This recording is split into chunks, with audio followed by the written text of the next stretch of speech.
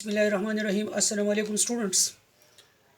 आज हम इंशाल्लाह सॉल्यूशन एंड कोलाइड्स जो कि फ़र्स्ट ईयर का बहुत ही इम्पोर्टेंट 10 नंबर चैप्टर है उसमें कुछ अहम टॉपिक्स करेंगे। तो फर्स्ट ऑफ़ ऑल तो मैं आपको रिकमेंड करूँगा कि ये वीडियो आप लोग ज़रूर देखें, क्योंकि इसमें मैं कुछ ऐसे क्वेश्चन इंशाल्लाह सॉल्व करूँगा। आप ये बात एक याद रखिए कि ईटा में अक्सर MCQs इस तरह के आते हैं कि उसके लिए हमें सिर्फ उसी चैप्टर की नॉलेज नहीं चाहिए, बल्कि 2-3 चैप्टर्स का नॉलेज चाहिए to solve such type of MCQs।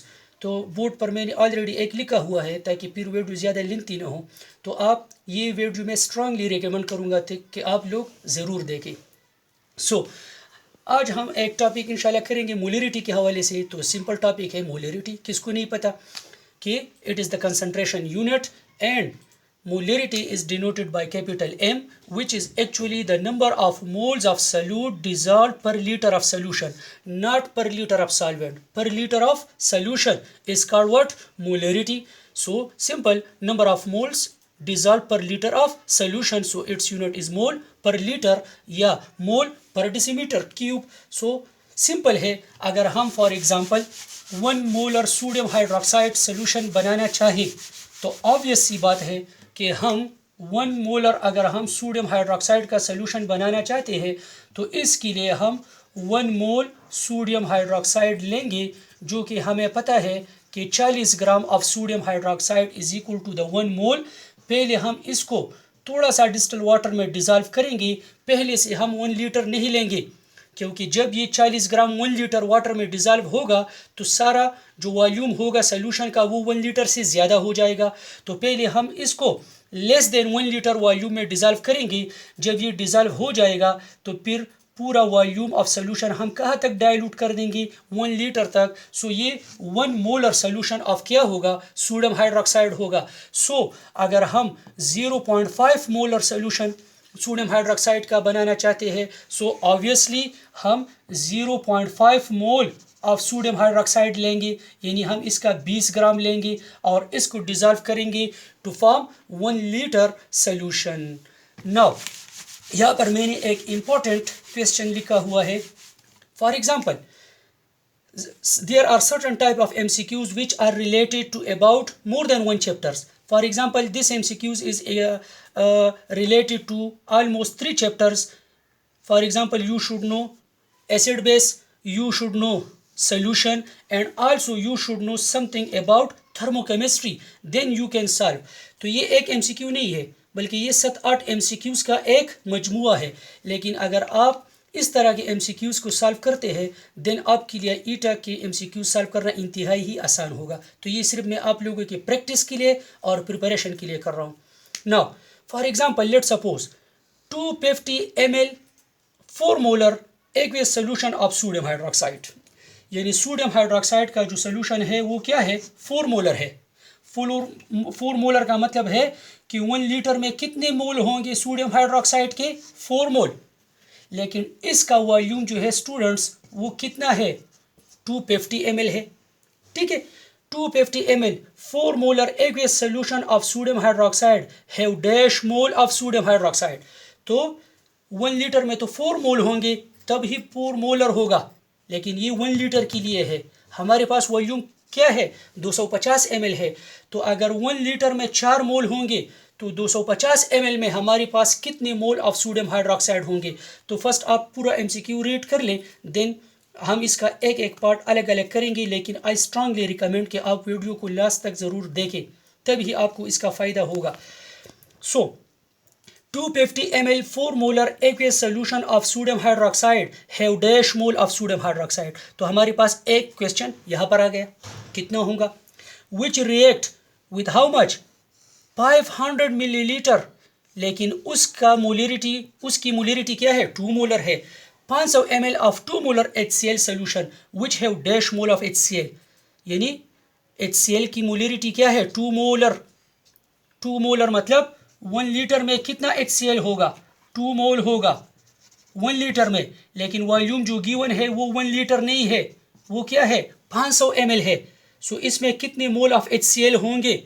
And जब ये सोडियम हाइड्रोक्साइड HCl रिएक्ट करेगा तो क्या होगा? Obviously neutralisation.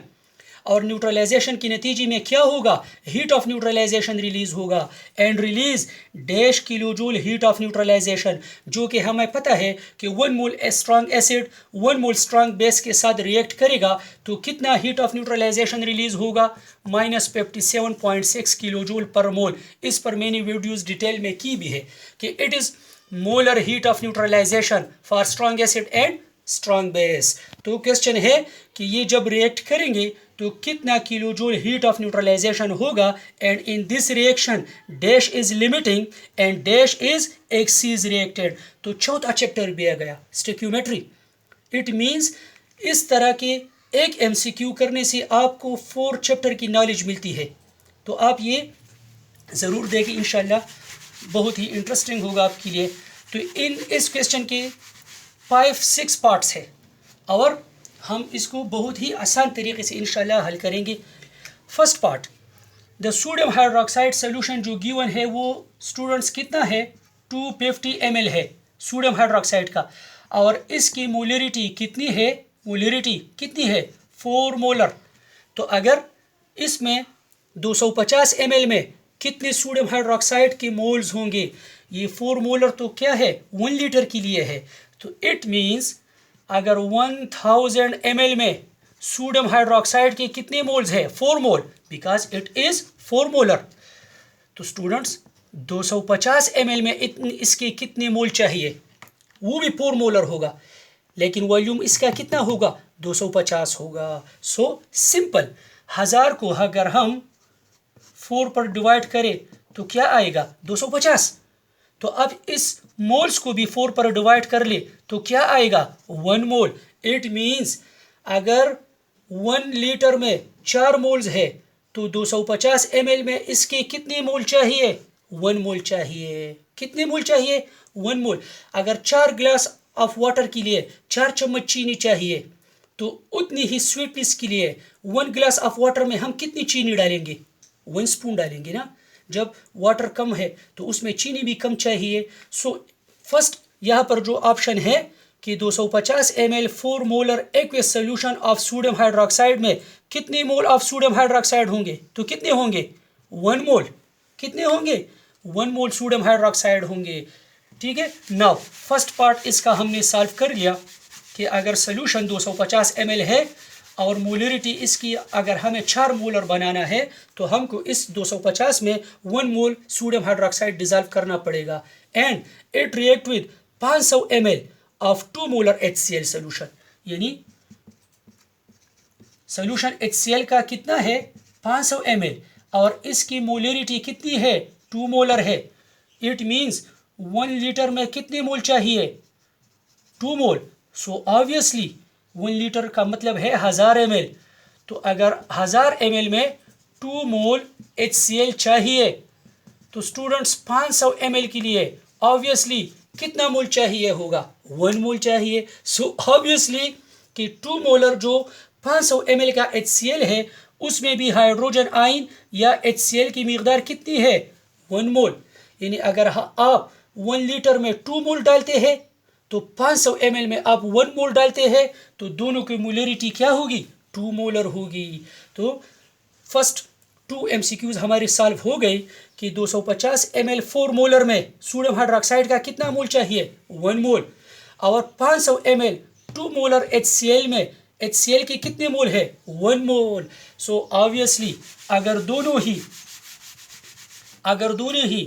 सोडियम हाइड्रोक्साइड भी 1 मोल हाइड्रोक्साइड आयन प्रोड्यूस करेगा, इसका जो 250 ml सोल्यूशन है और जो HCl का है ये 250 ml वाला सोडियम हाइड्रोक्साइड है और 500 ml वाला जो HCl है वो भी कितने मोल हाइड्रोजन आयन प्रोड्यूस करेगा 1 मोल।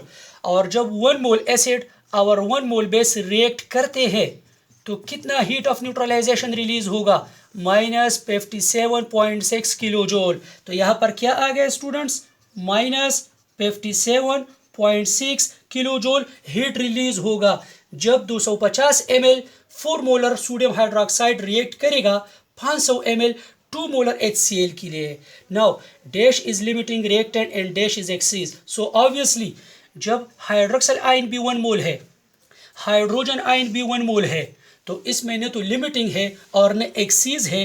इट मीन्स कि इसमें none is the limiting and none is the excess reacted.